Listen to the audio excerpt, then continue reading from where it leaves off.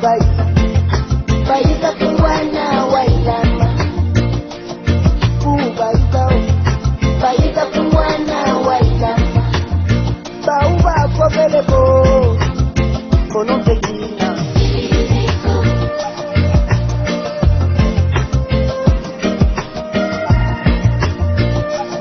una batu akila una batu kukila Abu Baida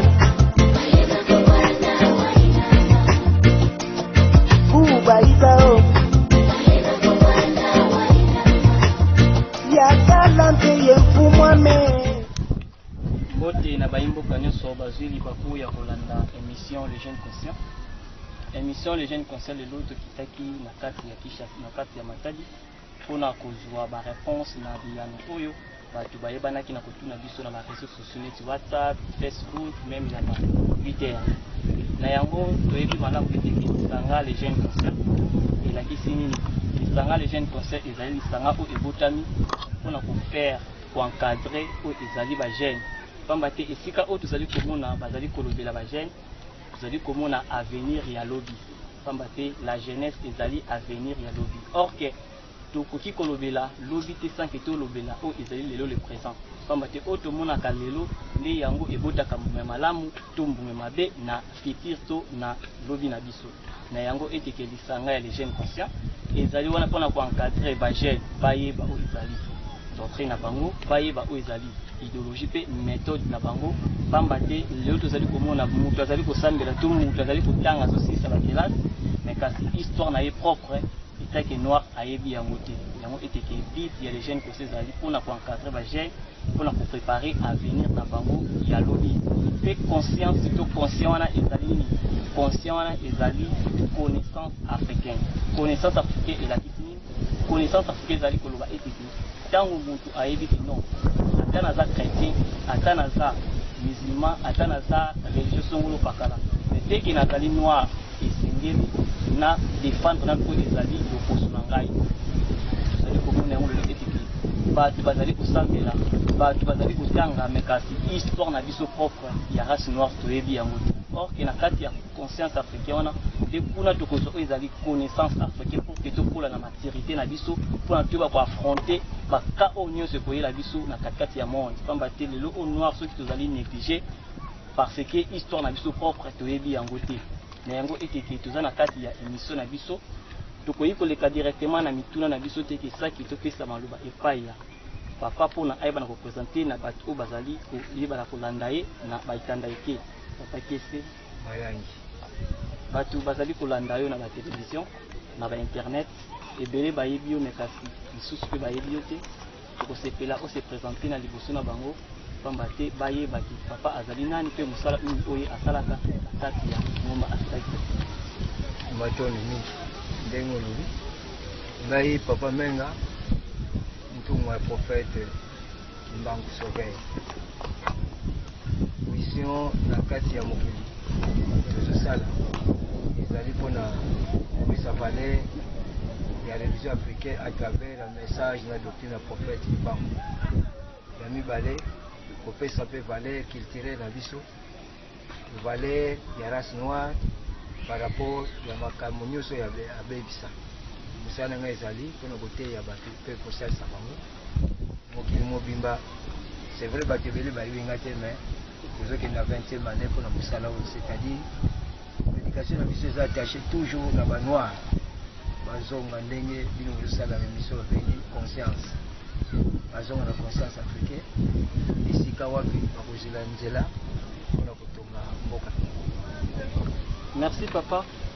Directement tokota na kotali batuna na biso bato bayebanaki kotuna biso mpona tozala ya kasi abatotuna ezali kotuna na biso ya liboso na kati ya lisanga Les Jeunes Conscients toyebanaki kovanda tosalaki conférence entre biso toyei koremarke toyei kozwa to toyei kotala toyei kosala baobservation eteke tous les sauveurs baprophètes bavrai histoire na bango tokoki kozwa yango na bafamille biologie na bango tout bavrai message to bavrai histoire na bango tokozwa yango na oyo ezali bamessage to mateya oyo bango bayebanaki na koteya biso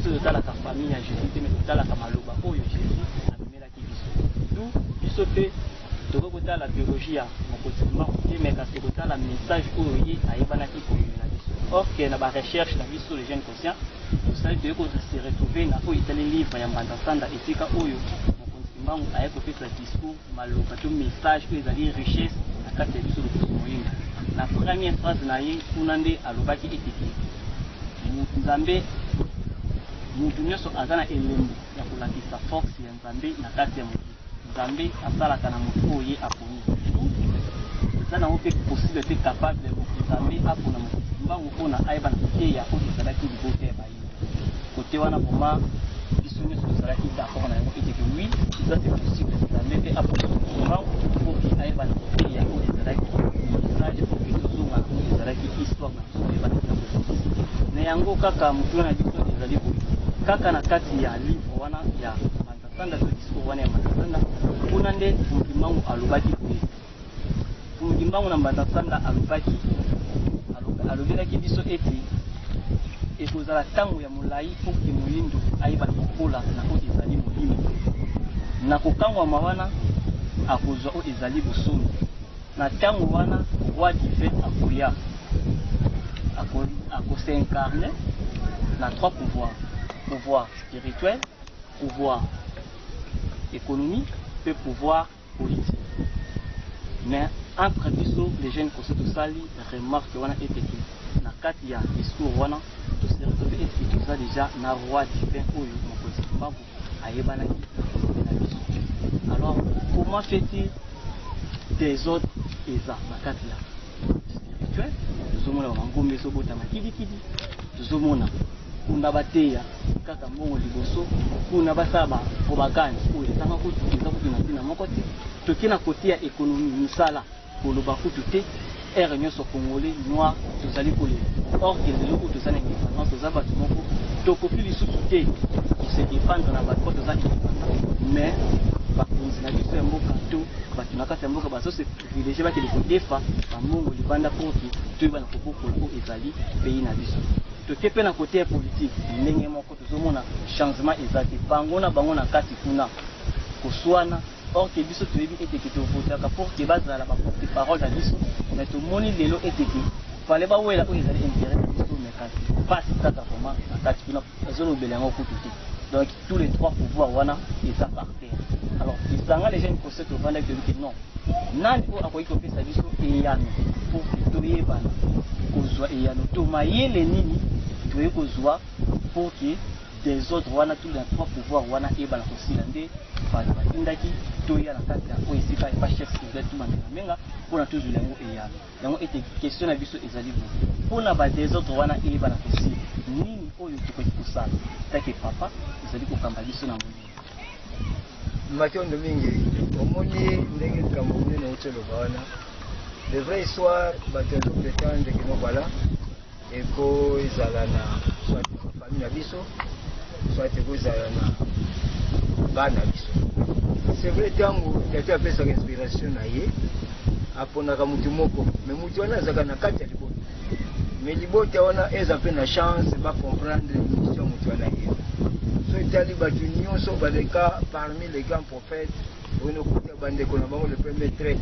babimaki liboso bango tous les prophètes du monde le premier traite ezalaki kaka bandeko bamama na bango batata bango mpona kochange histoire na vision ya motu parce que surtout biso na afrique omesana kochange vision ya motu il faut koimpose motu po asala mécanique selon domaine na ye mais kokoimpose ye akendosala droit parce que kuna nde akokoma politicien voilà béchec ya grave yango wana lokola makambo wana ekote na kati ya spiritualité c'est le but ozomona ke spiritualité ya biso eza toujours na désordre bato ezoli motonga mangomba sans inspiration c'est-à-dire moto ayoki kaka ayebi te directement akesala eloko na ye po l'essentiel azwa eloko akoki na motu na olobi pourquoi désordre ekoti na politique pourquoi désordre ekoti na économie pourquoi désordre ekoti na spiritualité tomoni na kati ya bitu ya prophète mbangu na jugement ya mbanza ngungu balobi clairement bitu poursuivi ya prophète mbangu eza kodétruire l'autorité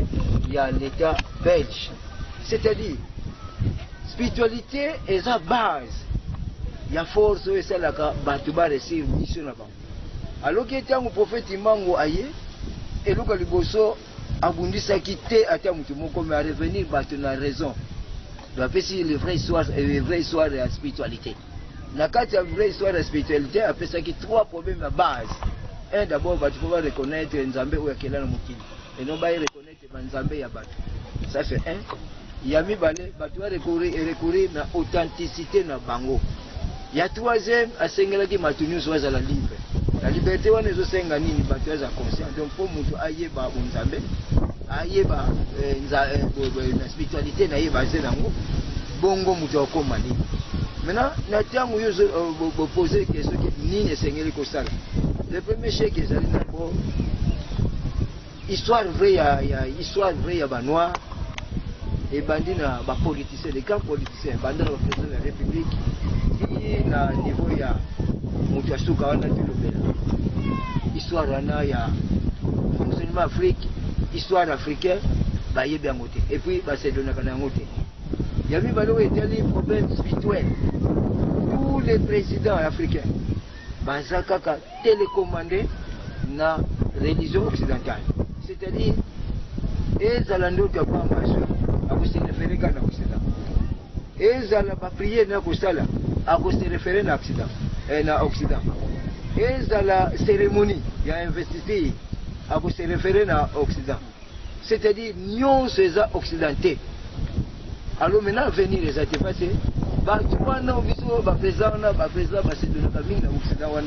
sont les colonisateurs. Et par nous, il faut changer de destination. Parce que beaucoup déjà, le royaume d'Afrique est organisé, bien instruit. Alors maintenant, la matière, nous sommes dépendre kuna liberté wana l'indépendance wana ezati. Oh, pour comme un vrai indépendant. Message spirituel. Précisément message où ils ont vraiment la libération, c'est le message à prophète Imbango. Parce que tu as prôné la carte Afrique, dans le prophète Imbango se peut terminer la carte Afrique. Il y a mutuaza au-dessus, il y a une vraie vision, il y a une vrai message où il va noir faut pas le voir. Tant que peuple, balingi message wanate, tant que bakonzi, balingi message wanate. Il y a un mot de revenir quand on va ensemble le désordre spirituel. Et maintenant, on a des ordres spirituels, c'est-à-dire, bazaba ignorant, bakosa n'importe quoi. Donc, nous sommes almika comme député. Alors, comme député, qu'on a, mbongo wana za kozwa soka zomo na mosuste akoluka sa la rubrique de façon que kuna basanda mbongo na gouverneur na président de la République ou tout consort. C'est-à-dire conscience au ya côté na poste wana ezaki. Alors Congo etikani na retard, il y a plus de 50 ans ou siècle même. Voilà nini retard ba congolais to ba africain bazanango, il y a raisonnement. Likambo faut pas raisonner relo pour epesa bino e bango moi vision après 2 mois 3 mois une année. Bango bazo bako raisonner ngo bazong sa histoire na bango toujours la colonisation, donc bazong a toujours on dirait bazaka na maboko ya mindele bino moko moni d'abord aspect ya ba président africain démocratie bako lobela ngo na monoko, mais aspect ya démocratie exacte, c'est-à-dire tous les présidents sont identiques dans la Afrique. Donc le lot a complété seulement au nom de la constitution, mais après compléter seulement à bandi ko sala au nom de la constitution, c'est-à-dire faut qu'on tire des gens, faut bomba ba compagnie, faut ça la justice, faut détruire le cas, faut ça ba communiste. Donc bateau ba compléter aspect physique du pays, bateau compléter aspect spirituel du pays, ba ça abandonné. Donc c'est-à-dire bateau baza ba homme milieu inspiré, baza mi la mi balé ba chef coutumier ko ba kambi mboka batika la vraie histoire d'Afrique, le vrai chef coutumier ba ko batika la vraie histoire d'Afrique, bato na baza abandonné so moni chef coutumier. Donc par contre les années ba kolobela ba décentralisation, ba kolobela ba gestion meilleure, ba kolobela ba état de droit, mais so tali bango moko d'abord ba tomber déjà dans la criminalité, ba tomber déjà dans le détournement à fond, ba tomber déjà dans la ignorance. Donc pour maintenant te revenir na président na biso, il faut te landa vision prophète Imbango alinga kini Congo ezala libre, ezala indépendant et nini sengela kusala banani baza na message bako mboka na kati ya libération. Parce que balobaka meilleur pays, meilleur guide, meilleure révolution. Alors que maintenant révolution na biso eza la meilleure guide te, donc tokozala toujours na rien. Donc mutu azo prôner que akomba guide soit ya révolution na kati Afrique. Donc mutu wana na début bokoyoka ye parce aza opposant, mais tango azo poste Goutou akoya kosala sous makamweleki va plus de bêtises par rapport à mutu aya ko remplacer, c'est-à-dire tous un problème, inconscience, il y a président, inconscience, il y a religieux, inconscience, il y a économiste. Donc, tout ça, il faut de revenir dans la vision approfondir et à prophète qui m'a monté. Maintenant, ministre, ma papa, na réponse pour les bannis pour que ça dise. Na évi que bazali kolanda biso na télévision, en tout cas, bazali ko comprendre na ndenge tozali ko kidina ko Italie. Émission na biso ya les jeunes. Mais kasi papa tu es côté là, la première président Kasavubu. Quand a déclaré que Kaka était qui, tous allés le premier occupant. Là c'est ma campagne de Bilani. Banindi les balukaki, baluki les problèmes et puis qui dit, tu es bisukanaï, tu es le deuxième président Mobutu. Tant que Kaka a lobby était qui.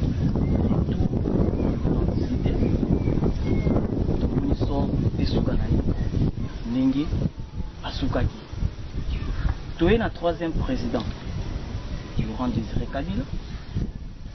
Tant que Kaka a le qui saignait les bisous, les Congolais, les Noirs, tout se prendre en charge. Tout le monde qui sort, les bisous ne se pas témoin, à Roumé la quitté, tu es le quatrième président, le président honoré, Joseph Kabila. Abandaki Kusala. Mais tant que Kaka a déclaré Azali les descendants, il y a Kimbangu. Ensuite, conscience Wana, il y a Koloba qui non. Azali les descendants, il y a Kimbangu, Kubavita, Kasavubu, Pelounou. Place face B et du Maki.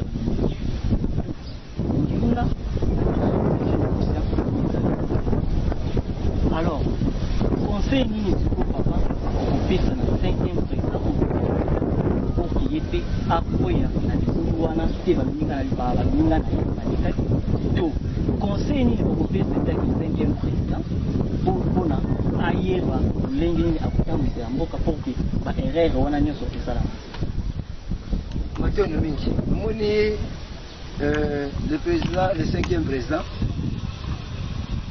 toujours rendre hommage. Matombe déjà na libulu wana na échec. Parce que conseil ni toko pesa et bandé déjà za mabe. Rien que pour l'état des droits, rien que battu à envisager l'avenir à peuple meilleur.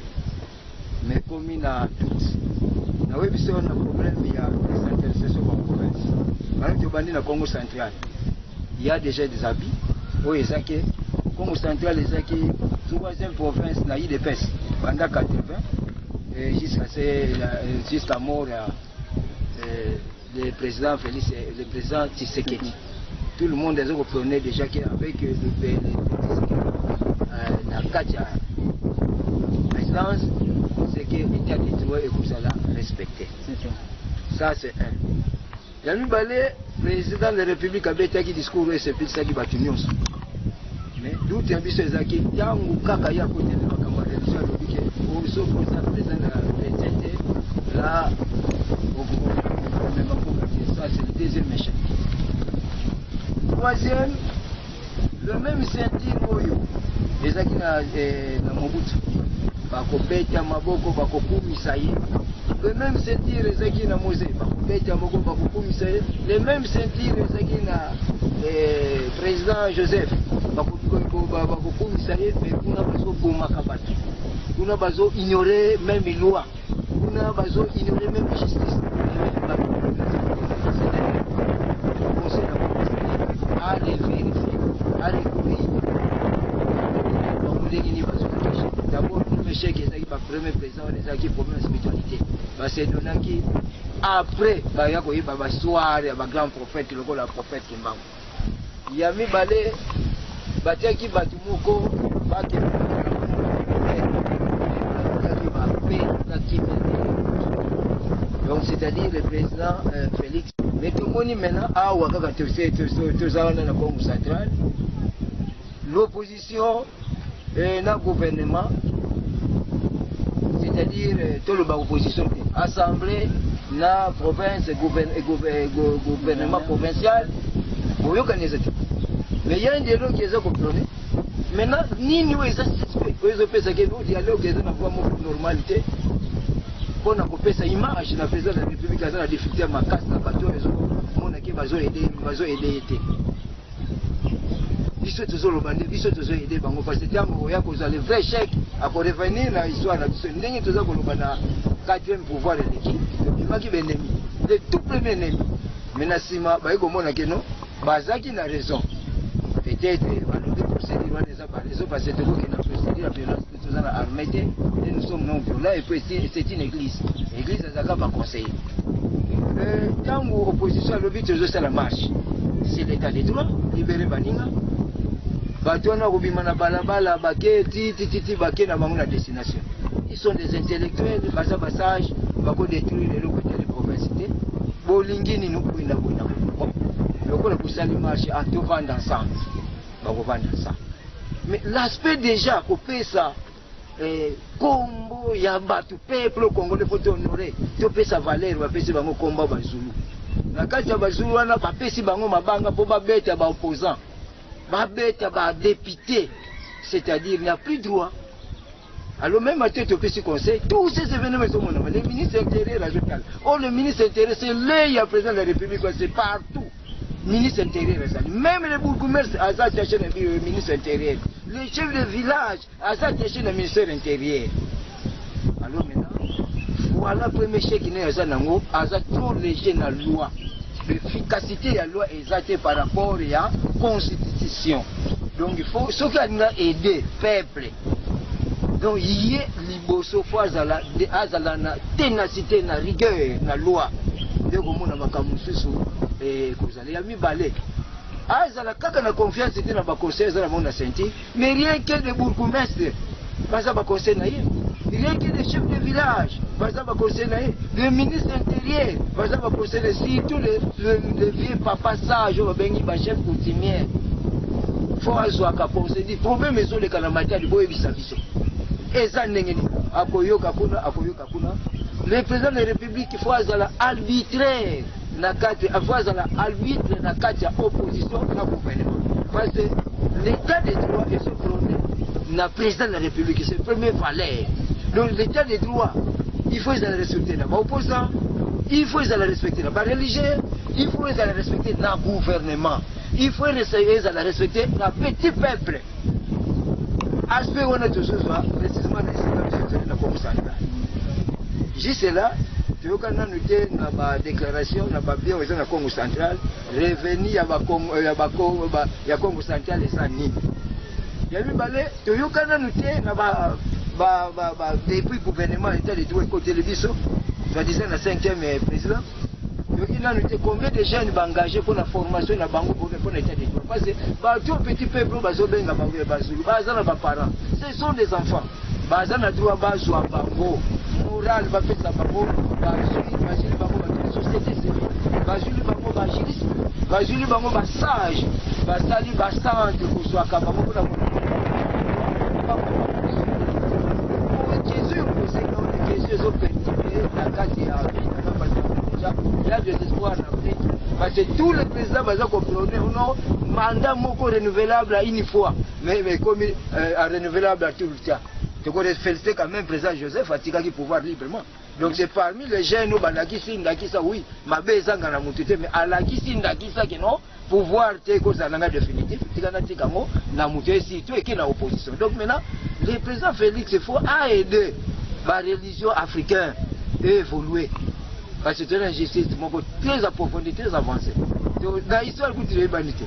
Le président de la République va aider, va chef coutumier, va évoluer. Parce que les conflits autres dans le Congo, ils ont la Goma, ils ont la Bukavu, ils ont la Congo central, ils ont un problème, il y a conflit coutumier, il y a un conflit politique. Parce que ces politiciens-là, batu musu bakoti na politique ba comme on était des droits parce que ba maki mère na ye batu musu ba ki ça la droit parce que ba mboka na ba musu batumbango ajo ne ça revendication batu musu bakoti na armée parce que ba bomaki ndeko na ye papa ne tu consort tous ces gens là faut que zong ça ba on a histoire meilleure ba ye ba que réconciliation ça mais pour tout ça la réconciliation tous les jeunes villageois tous les chefs coutumiers faut pas ça en unitarité bazongisa ministère na bango eza baza représenter na un chef coutumier très sage ministre ya yebi coutume akoyiko la coutume nyonso Congo central et Congo nyonso et puis akozala mayele ni na ko résoudre les conflits en contact na ba société civile ba religieux communauté état de droit na e monani maintenant ndenge biso tozo kende kuna boyebi revendication nyonso eza prison revendication nyonso eza prison mais état de droit ngo eza wapi soki lelo mutu asali revendication bamemi na prison état de droit na ye eza wapi c'est-à-dire to revenir sur la dictature à Mobutu to revenir wana na laisser aller Mobutu oh il y a ça plus de chance parce que azanan asa très jeune il y a ko vérifier tous les erreurs wana les kawana à ezongi la société mboka ezwa ali donc conseil de représentation la présidence de la République afandisa makanisi akoma plus sérieux atambola na Congo mobimba ayoka déclaration moko na moko esika bakofinda yandi bakaka aza président de la République esika bakondima ye andi makaka mais destination na azwa vraie histoire ba conflit vraie histoire ya coutume vraie histoire ya ba religion tous les religions wana côté na kati ya Congo voyez ba ko sala bango balance façon que associer batona en cas de résolution à conflit na kati ya Congo de komona mboka na biso kotambola politique ovanda économique ovanda spiritualité ovanda mais tant que ba wana bapesa biso indépendance religion wana yango kaka kendaki na Kasavu ba faire échouer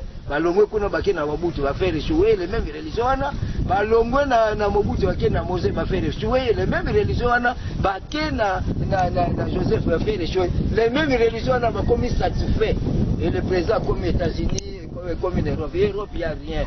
L'économie n'a pas mis à son prêt, bazar, la relation malamu dans le monde, et puis ils sont très farcés, très moins sérieux. Après qu'il y ait un mboka wana bikende la peut-être pour le système, il y a ONI, tout ça, mais pour la relation de l'économie mboka, kaka na Congo a réconcilié les anciens ministres, les anciens députés, les anciens présidents, bavanda beaucoup économie de l'économie. Donc le président de la République, difficulté d'abord à Zanango, a eu vrai soir les autres Kanaka Tchakoponi. Au Bango, ils ont partiel. Voilà, et tu peux ce conseil à revenir dans la vraie histoire du Congo, c'est là pour avoir permis de parler à meilleur. Maintenant, dans tout le monde, tu as dit que l'histoire est tout le monde, comme les province de Congo central, mais tant que tout le monde a des autres raisons, ça fait que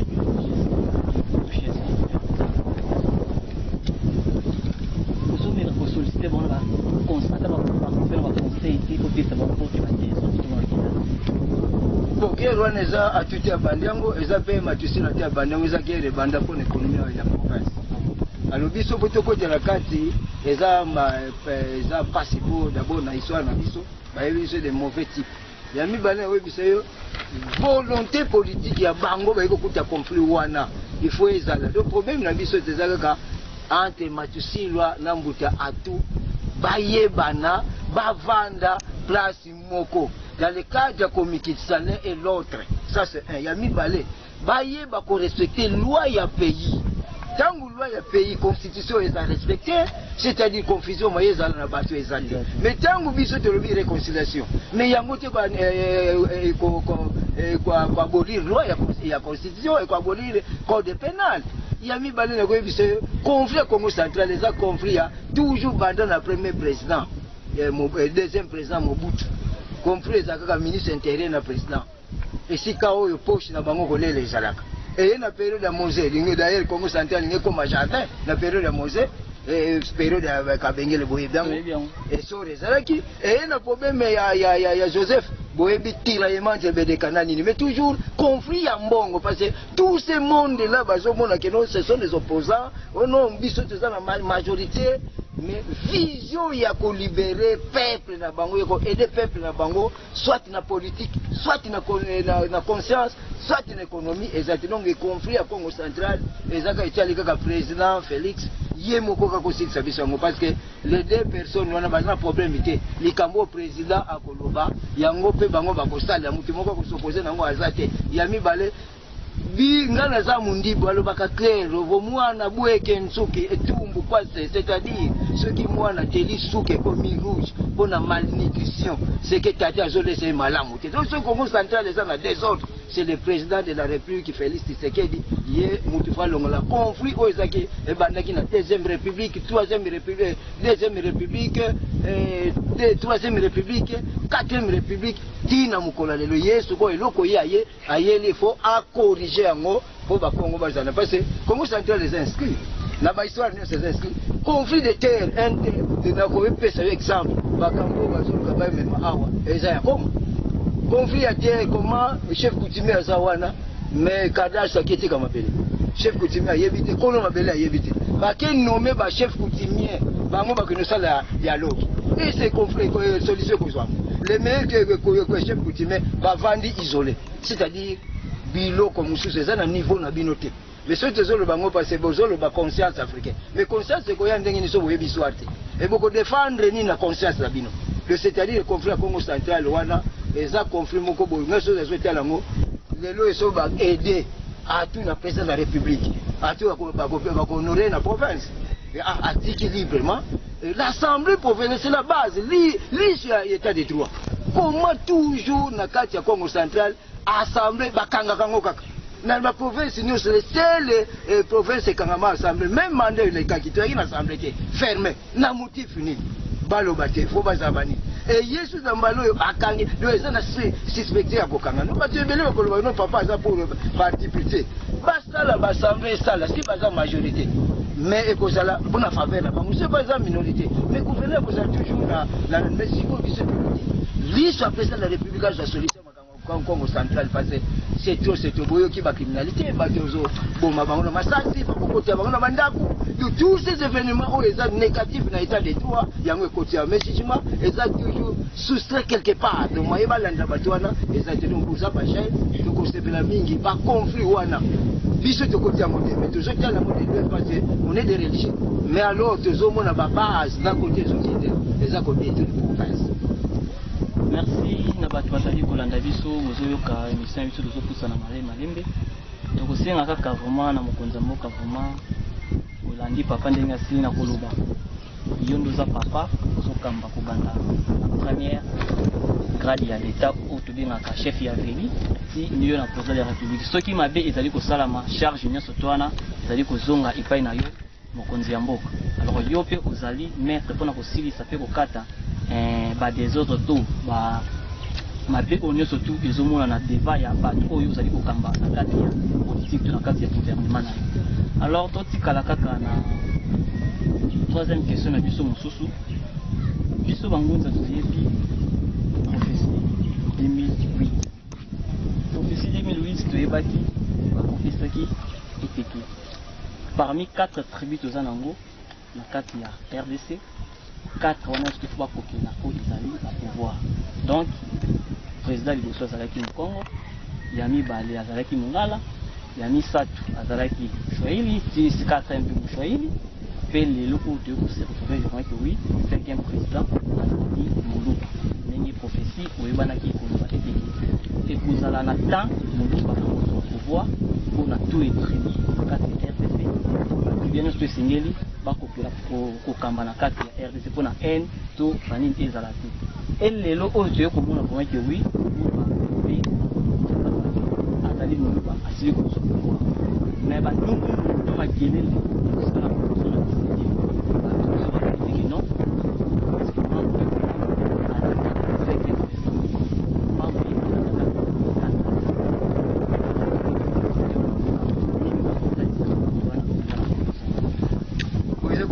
parce que maintenant, Kassabou Azaki président, Moïse Azaki président, Joseph Azaki président, Félix Azaki président. Mais bon, ça, nous par rapport à quoi. C'est les mauvaises intentions, l'intelligence satanique, on va appeler ça, l'intelligence sans sagesse. Parce que vous savez que non, tous les tribus maintenant est coquette. Or maintenant, tous les tribus, les coquettes, les quatre présidents là, les anciens présidents là, il faut pas se retrouver sur la même table pour passer la bilan. Il y a 4 présidents qui sont dans 5e. Qu'est-ce qui manque? Il y a des autres vacciner pour tout donc bayebi mikolote bayebi badati te bayebi pe bambula te parce que ba mandat ça nango bien déterminé mandat kasi te baki yango ko pédisa sala ki mobutu te baki yango ngani asala ki Mose pas na mandat na ye Joseph pe azaki na mandat na Félix pe azaki na mandat na c'est-à-dire ignorance sur le côté du monde parce que ça pour dire le peuple mais déjà ils étaient peut-être bateau bazuni pouvoir na poto to na monde c'est bazuni yango na kati ya il faut tout confirmer yango que c'est le 5e président donc so azo kota mutu na nene wana bango nde bazo kota bato na reke no kimbango ezaki sauveté ora yaki pona ko bikisa bato mundu c'est-à-dire to ko pesa bango conseil ba de sonner ba réfléchir mi par rapport à calcul na bango jamais le 3 plus 2 et pesa 6 donc pesa kaka 5 donc on a ça 5 présidents qui to ko no batsate to ko bato nyonso oya leka ministre azate oyo pa leka ka député ono député azo ko kamba mboka no azate to leka pe na transition mais transition na ezaki 4 plus 1 c'est-à-dire président moko yona bataki 1 c'est-à-dire il faut to confirmer yango que c'est un 5e président à la longue peut ko soit 6e président c'est que professeur mon condition à la 4 président c'est qui iko ina déjà parce que ba toi mon condition à la 5 président à la 4 président oui les 4 présidents à la bango par rapport à méthodologie ni le temps on va lobby 4e président pour voir les signes maintenant faut vendre biso mutu panza mais le 4e président a joué qui rôle na ye 5e président et tout tchai que premier président azaka 5e tout tchai 5e président azaka c'est-à-dire pouvoir biso de jouer rôle à makasité pour notre réconcilier comme peuple parce que le 5e président rôle na yo biso tout le belabino l'état de droit yango alobaki na banza songo sanda le Congo sera libre et indépendant et l'Afrique aussi c'est l'état de droit période de le 5e président yango zo mona biso tout le mingi pour le 5e président à se respecter la procédure ya procédure spirituelle prophète malgré ces données pas na yete mais ce que ces données pas na yete c'est que une grande échec à cause de parce que et si quand il y a zo telemela et ça c'est comme ya échec parce que mutu fois kamba il faut passer mayel c'est le prophète qui manque il est 5e président le premier bâton où il faut démarrer et laisse à mokile ko sakimi eza Félix Tshisekedi mais ceux qui y est moko volonté na ye exact tu peux ça tourner prophète mangu te ngai ba pona kinga ba pesi inspiration la prophète mangu mais nazaki pe na capacité na côté na nzela mabe nazaki pe na capacité na côté nzela lukuta mais tellement l'inspiration comme ça comme tu na pouvoir ya kukuwa maître na yo yesu akomi na dimension biso to komana ngo kukuwa maître kimbangu quel que soit ba ke maître kolonga c'est que akolonga mais na li réseau keneza propre volonté ne ezolongo na pouvoir o ya bokonza prophète kimbangu sinon aza reconnu comme le 5e président azongisa état de kimia na kati ya mboka donc tolobela kimia maintenant ceux qui yé moko volonté ezate bo critiquer prophète aponi ya ju occasion et sa parole maintenant yo zoloba ke non na 2008 ya message faut ba kokela siko ba kokela yo ko sala tembe ce ni boko luka 5e président wa be kambo ko luka matondo mingi vraiment papa na tusali beaucoup pour na kokende toujours na suka ya biso tu kala kaka na côté ya président na lelo oyo biso ba jeune concept yokaki message na ita kaki mpona kozala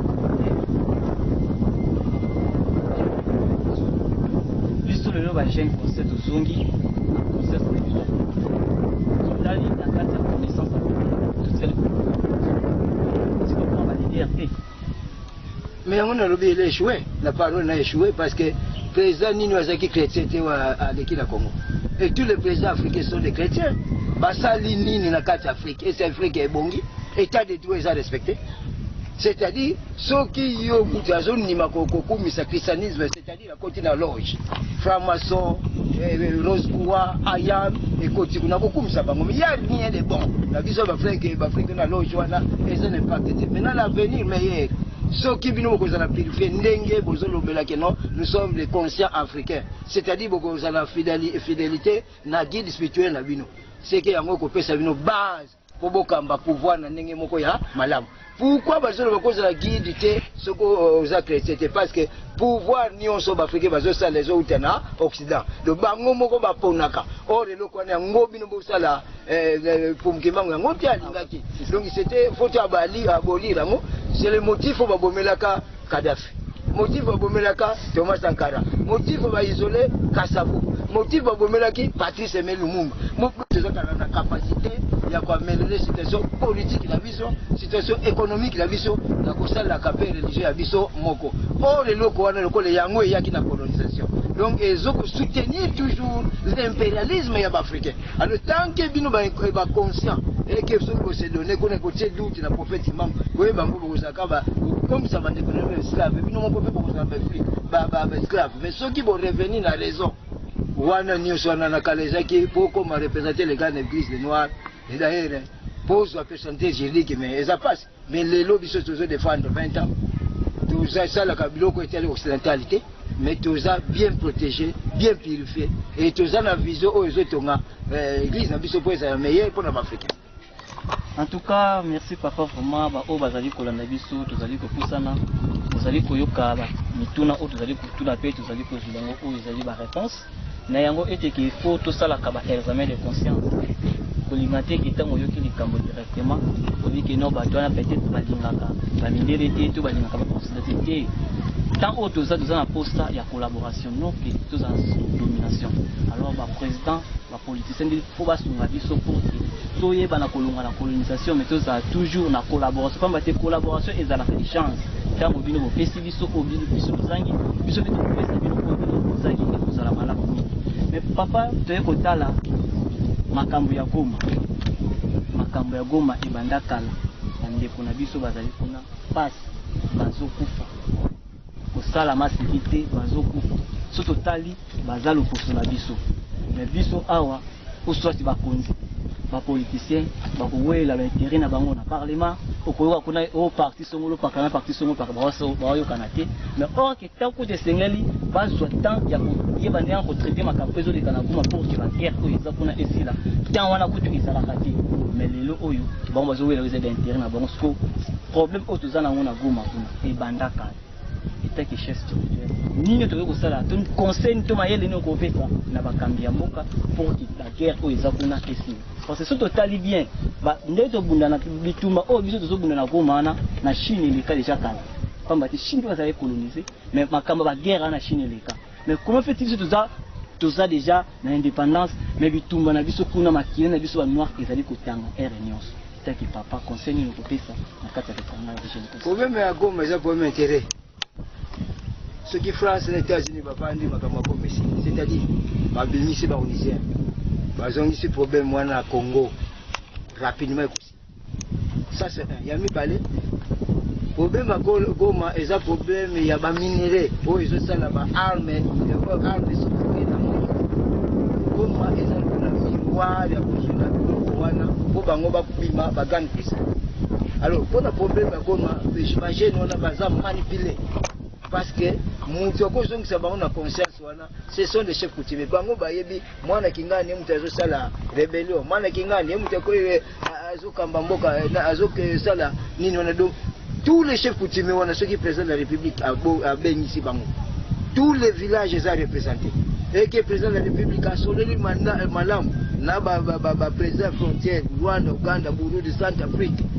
situation à Goma volobela musute mais mukolo bino mokoyoka oni akakibisa kakiaitera comme ici je peux citer un exemple Angola depuis oni abima Angola makambo ya ba rebellion ba nini ezaka susute donc commandité quelque part na bato ozo na Occident comment se fait-il armée congolais azana droit ya kusoma minduki de pour industrie mais minduki ya armée congolaise ko kobimisa ba rebelle c'est-à-dire bato wana baza soutenir na bato ba l'équipe puissant par rapport ya Congo au Congo yi mutu azo gérer c'est-à-dire problème ya Congo ezaka ka France na États-Unis Grande-Bretagne bavanda bayoki la biso mawa et babimisi ba onise na bango makambo nyonso sina ngo tango makambo bato wana babimi na bango bato na ko perdre force bakoluka ba se réconcilier na gouvernement et ko za la vraie réconciliation mais oh bazo ko imposer ba code interne ba remplacer mutu mususu le temonozaka toujours des problèmes makila wana eza na le pertete et qu'on continue comme ça la revendication. Donc les Occidentaux baillent bakango ke bateau bazo continuer ko boma. Na nombre de gouttes de sang et ça se perd en Afrique en charge na bango. Et ça va commater ce qui na Mali, même problème, aucun na Nigeria, même problème. Batanta wana Boko Haram, bazula kaminduki wapi. Et ben l'industrie ba frontière ça surveiller na ba pare ba jena biso ba satellite. Maintenant ba binduki wana tango kota ka. Tu mona ki Kadhafi nga kota mi. Mais rapidement bataka kiam. Mais pourquoi ba rebelle les autres des détruire ba tususu? C'est-à-dire union wana bango basala wana pour aider biso ba africain. Et ça pour na ko aider ba africain mais pour na ko détruire ba africain. Ba africain faut union wana bima na conscience na bango. Na makanisi na bango. Nde ko mona menake force moko koya pour réconcilier peuple. Donc problème à comme ça problème occidental. Kuna esika bango bakino protéger seulement. Kuna pekaka bazo que no kotsa biso biloko mabe poto za toujours distrait que bakono voilà atati kofi na biso soko kofi ka oh peuple wana bazola na zamba bango nde bakolo richesse faut baya kusala coopérative mais coopération ya ka bo Niger international ya makele la pamba bazo ka solution te parce que vous êtes payé na mbongo oyo ezotangisa ka makila yango bakopesa bino don nini wana bino kozwa comme mixi na victoire échec. Matondo papa vraiment tozali kokuba na ezali émission na biso tolonga moke na côté ya politique tokota moke na moi histoire ya etali ya création ya monde pambati toyo kosala constant moko biso les jeunes conscients toyoki ba musicien mokili bayembi bandembo loposo moyindo auta wapi même papa Diangenda alobi yango loposo moyindo auta wapi mais kasi totikali kozula yango e ya noto bapesi yango e ya noté peut-être yo papa zani est passé na kopesa biso origine ya moto mwindu auta wapi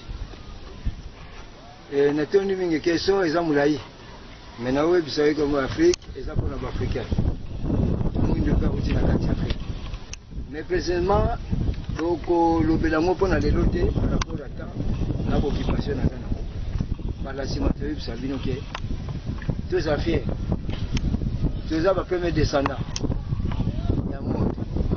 Le premier de vrai image nzambe za biso bamboka nyuso biso te lobelaka mutu mwindu abote na mbanza Kongo te auti pe na shaba te auti pe na nini te mboso za biso ezali Éthiopie et après Éthiopie toke Soudan après Soudan toke na Égypte le premier aide na biso auti toke na jamais na mamono mususu na commercialisation des armes. Dès le premier siècle, après décret, où Salimaki entre Baroujo, Bazaki, Panabiso, Baké, Salo Yabamona, Kanakuna, Nabiso, et Sikade de Koumou séparés. La sagesse, c'est ça qui est l'amour. C'est ça qui peut utiliser pour nous aider, Bamboka Moussous, pour la sagesse, ou un année, on fait ça qui, voilà, qui est découvert, aussi Moussous en Asie, aussi Moussous en Europe, mais histoire de vrai, ils se faisaient bâtisseurs, le premier homme, moi, qui est en Saka Moukiniza, Moukouido. Aza Adam pété, Aza pété, va pété. Kasi, Moukouido, ici, c'est la même chose. On va passer le premier bataillon, va bengi, la premier âge, la bassémite, Bango, le pays, mais qui organisent à bengi, Égypte. C'est ici, c'est là Osiris. Bango, Nande, Baye, Kosala, Mokili, Mobimba. Bamususu sote ke kuna na mama be na kuna ye mutasali ba peuple o ba bengi bantu donc le tout ces bateaux no ba uti na mama bena otoke na rede sabauna ye mutasali en nilotique mélange entre les Éthiopiens mama bena noir et pardon rede saba noir à Keba la Salomon les familles wana se mélanger ndeba aux familles ba bengi ba tuti ce sont nos frères noirs parce que maman na bango tous les Africains tous avons matriaka maman na bango za africain mais papa na bango nde asiatique kuna donc voilà base oyo biso peuple comme ces populations comme surtout ya batu eza mama bena en Égypte ye mutu atongi tous les pharaons na ye et tous les royaumes et peuple ne kabwani eke tonga Zimbabwe eke Kalahari eke na mamoka nyonso et utika na mama bena na ndona sabata l'ancien ancêtre wana Isis na Osiris bango basali plusieurs générations biso totali mutu auti na mutu moko akomi mibale o babengi na kati ya histoire na biso le maungu verbe wunga lokosangisa eloko moko kuna na maungu nde ebimeli bato oyo babengi mbwidi na mbolele. Le mbolele le son de bena le mbwidi bango kuna babimi na babigme. Voilà histoire ndenge ebandaki na Isis na Osiris. Isis azaki mbwidi kuna Osiris ekobimela mbolele. Voilà ma histoire avec le catéchisme. Nde kuna de génération en génération eruti bekotonga bamboka do ezala bato ya Goma kuna, ezala bato ya nani kuna na Kasai kuna, ezala bato ya Equateur, ezala ba Namibien, ezala na Rwanda kuna. Ce sont nos frères propres à nous. Bande kuna biso kutu peuple Mukongo eza peuple ya suka. Après avoir kolongwa Egypte toke na Zimbabwe Kalahari totongi bamboka na ba Kenya toye ko renforcer Soudan toye na Lunda toye na Mbangala toke na Mbanza Congo de Solo na Royaume Congo. Donc voilà histoire wana eza histoire pesi généalogie ya ba noir. Au Banoir bakenda jamais na un peuple moko boba kenda non. Toujours ba asiatique baza koyela biso banda na Egypte, banda na Zimbabwe, banda na Namibia, banda na bamboka nyonso wana baza koya. Et ba famille wana parce ba yebaki le vrai histoire ya source na bango eza Afrique. C'est ça, mais ya wana ba bengi l'Afrique le berceau de l'humanité, c'est-à-dire tout être humain a uta na kati ya Afrique. Donc ba histoire te lobi ya ndambu parce que yango te toza toyela foka meme ekozala dans le même leur histoire pour batu baza na question mituna na bango te ko répondre bango matondo moi papa mais tu meka comme to lobeli et tout comme to kozwa moi différence entre izanami na izanangi na talampal na kingelifu parce que confusion na pe ezo se sonner te soka ka bazaka ka bango to pas to landi ko konzana pa na kingelifuma bango pe mtu abutaki o izalaki kuna ebena kongo to lokoso moyili to yoko yoka pe izanani na ebi soka bakumba ngo izali yango to izali yango to baza ndenge mais balobi maungu donc kuna to lobela nzala panda te parce que nzala panda c'était non ki Congo ezati ki no ba ya ko sala na ba kayena no monde na Congo central awa to na mbanza Congo to c'est-à-dire izanami wana kuzolobela ezana muraze parce que il y a une coupe de dans les longues histoires où il est quand noir na rouge mais tu le dis ma ko sangisa azaki la forme mitumi balé mutu moko mais tangu histoire vraie où il y a séparation comme c'est non pour ça l'unité ba yeko kapana balubi bazali bazali pour di balé mwidi na mbole. Donc comme ya nzalampando na kengelufuma eza référence ya Isis na Osiris. Donc utokolobela izanami tenga na histoire na yebi yango te izanami ngana yebi Isis na Osiris. Bango le premier semite o basali bantu. Matondo vraiment papa ba oyo bazali kolanda papa na yebi ke oyo atuna ki mutuna oyo peut-être siko zali oyibani kozwa o izali réponse olandi papa malamu na ndenge apeseli o izali entre izanami na izanangi bangwana kaka bazali oyo tobengaki kokonzala pandu pe kengelufuma. Alors pona kosukisa o izali émission na biso ya les jeunes conscients papa otalisa biso na mate ya ebele obi eteke ba jeune bazali espoir ya lobi biso ba jeune toza espoir to avenir ya lobi. Alors comment biso tokoki kokola na connaissance pour que toyeba vrai méthode na biso doctrine na biso idéologie na biso et que biso to telemi pour na to lutter contre conscience africaine. Alors ndenge to kozwa conscience africaine. Oui, l'histoire africaine de la télévision te, il y a caméra pété, il y a palabre. Moutoko ya te no papa fait ça na histoire pour na kona spiritualité non. Faut qu'on y a dans la liberté, il y a ngo babendi vandi ça pour initier mutu. Voilà pour yo jeune ozala o diriger bien la politique. Voilà qu'on l'a appelé principe oyo oyo. Pour diriger bien la spiritualité, pour la principe oyo oyo. Pour diriger bien les connaissances ce comité télévision c'est que ils a exposition. Le ya de bakoko na biso bazaki na système. Ya mususu ba vandi place moko boye. Lokola kaka mutu azosola ngazo explication ya éducation. bamusu baza komema bato na forêt musu baza komema bato ba grotte musu baza komema bato ba montagne ezaki ba initiative ya musu pe na ba palabre yo vande bozo pe bana ba mo pe ba kona placer biso et histoire wana base wana yango eza détruit et tant ba détruit base ya nos ancêtres ya ba koko na biso ba noko na biso ye bango ke il y aura rien comme avenir ba jeune parce que dans la jeunesse yango bazo pesa le bango que nous être député c'est-à-dire Bapé sur les chèques que nous avons du côté de l'Andakou, c'est-à-dire l'avenir reste. Mais comment nous avons c'était un licencié, un graduat. Mais à Zobengama, alors on a combo na yako et peut-être Muluba, Mungala a commis Zulu. Bazulu c'était mot eza importé na et outi kuna na les groupes Zulu, bazabo ça la revendication en Afrique du Sud. Mais tant que bazali ba revendiquer, il y a eu des criminalités, bazui ba mouvement na ba côté na Congo. Donc vision ya bino ba jeunesse eza kaka bo mikitisa bo landa les vraies histoires na ba palabre za Muluba, landa histoire na yo. Référez-vous bien à l'histoire de Kenya, où est tombé chasse dans le Congo, où vivre à Kanengeni, vivre à Kanengeni. À Ozamu Congo, qui est dans Katanga, l'année histoire à Batouana, parce que tous les vieux basins identiques. Eza Mouloube, Eza Mungala, Baza, Insater, Histoire, Nakiltir, le Bazaka non violent. Bon, c'était un groupe de gens, na Congo, Bazali, na Bangana, Bazali, na Balou, Bazali, et c'est un groupe de gens, sur la commune politique, à cause du café, mouvement, il y a ma écoute. Mais bateau, c'est sérieux. Azal Mungala, Azal Mungala, pas côté de place, à cause de plus sérieux, parce que ça a encadré dans ma tête. Encadrement, nous avons besoin de l'université, résultat, il est très ma marche, ma grève, ma revendication, quand ma revendiquer ma pessimino 20 000. Ah, oh, on est dans l'ayo, mais l'obi kakaboma kibino. C'est-à-dire, mais loko wana bino bozo ko venger nango, mais loko bozo ko révolter nango, boye bien ngotina. C'est-à-dire, jeunesse et sengele ke bazo zo mayele na classe, mais baza pe encadré na coutume, baza pe encadré na ba vesage, baza pe encadré na ba maman na batata, baza pe encadré na histoire Afrique. Donc le président de la République il est monté à premier message dans kati ya Congo et si tu en Afrique va sortir la Congo, c'est-à-dire le président voit sa sagesse africaine, sagesse congolais.